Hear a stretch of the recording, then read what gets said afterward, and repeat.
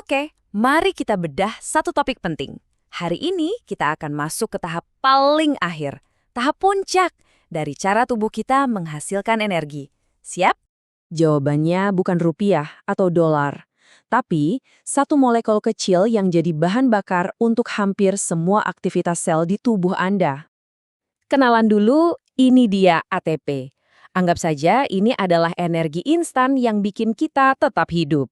Pertanyaannya sekarang, dari mana sebagian besar energi ini datang? Begini, di tahap-tahap awal pemecahan makanan jadi energi, tubuh kita menghasilkan semacam pembawa energi yang namanya NADH dan FADH2. Nah, sekarang kita akan cari tahu apa sih maksudnya menguangkan energi ini. Coba bayangkan deh, molekul NADH dan FADH2 ini ibaratnya cek dengan nilai yang besar. Penuh dengan energi tapi belum bisa dipakai belanja sama sel kita. Belum jadi uang tunai gitu. Nah, ini dia intinya. Sel kita butuh proses khusus buat mencairkan cek-cek ini. Mengubahnya jadi mata uang universal yang bisa dipakai di mana aja, yaitu ATP. Dan seluruh proses pencairan energi ini terjadinya di satu tempat yang super spesifik, di dalam membran mitokondria. Anggap aja ini pembangkit listrik di dalam sel kita. Oke, sekarang ayo kita rakit pabrik molekuler kita.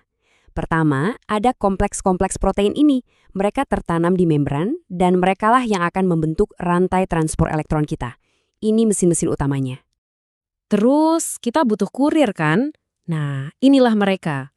Molekul-molekul ini tugasnya ngoper elektron berenergi tinggi dari satu mesin ke mesin berikutnya.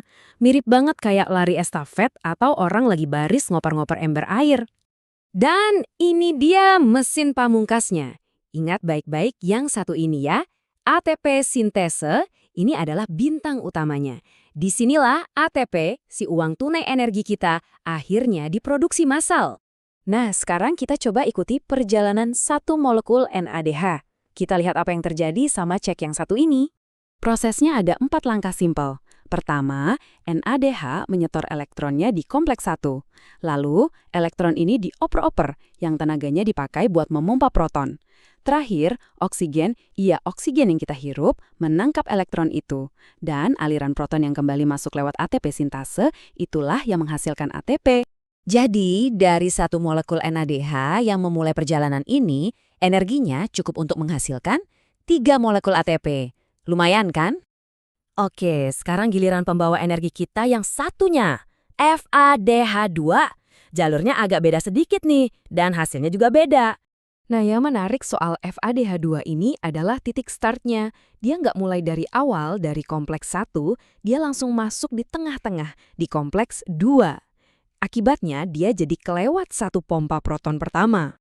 Karena dia memompa lebih sedikit proton, artinya energi yang dihasilkan juga lebih sedikit. Satu molekul FADH2 cuma bisa menghasilkan 2 molekul ATP. Jadi kalau kita bandingkan langsung, jelas ya bedanya. NADH mulai lebih awal, memompa lebih banyak proton, hasilnya 3 ATP. FADH2 masuk belakangan, pompanya lebih sedikit, hasilnya 2 ATP. Nah, perbedaan ini penting banget buat hitungan akhir kita. Oke, sekarang bagian yang seru, hitung-hitungan total. Ayo kita lihat berapa banyak ATP yang bisa kita dapat dari satu molekul glukosa. Jadi, kalau kita kumpulkan semua cek NAD dan FADH2 dari semua tahap, lalu kita cairkan semuanya, secara teori kita bisa dapat hasil maksimal 38 ATP. Wow, tapi perlu diingat ini angka di kondisi ideal ya.